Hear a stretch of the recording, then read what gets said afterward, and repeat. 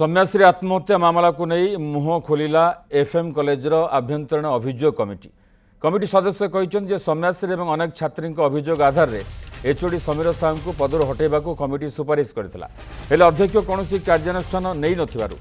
सौम्याश्री मानसिक भाव आघात प्राप्त होई आत्माहुति देई पारंती बोली कमिटी कहिछि। गत 30 तारिख में सौम्याश्री को चतुर्थ सेमिस्टर परीक्षा देवार वंचित करथिले अभियुक्त विभागीय मुख्य समीर साहू।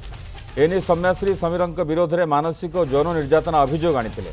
यार तदंत पई जुलाई 1 रे अध्यक्ष आभ्यंतरण अभियोग कमिटी गठन करथिले। 3 तारिख कमिटी तदंत आरंभ कर 9 तारिख राति प्राय 9टा बेले अध्यक्ष को रिपोर्ट देइथिला।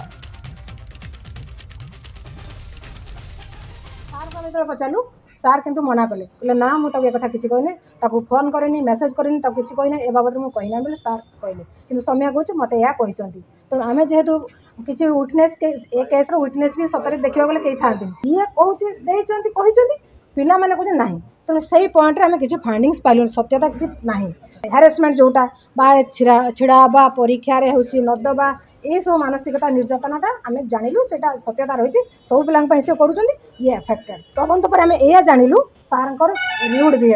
व्यवहार टी भल नुह से आम भी लिखिलु सार व्यवहार चेंज करूँ छुआ मैंने भल नौना छुआ मान को बाधि जाऊँगी भल व्यवहार नुहे व्यवहार से चेंज करूँ आ पिला मानकर मानसिकता बुझिकी सी पाठ पढ़ातु सब केस हैंडल करूँ।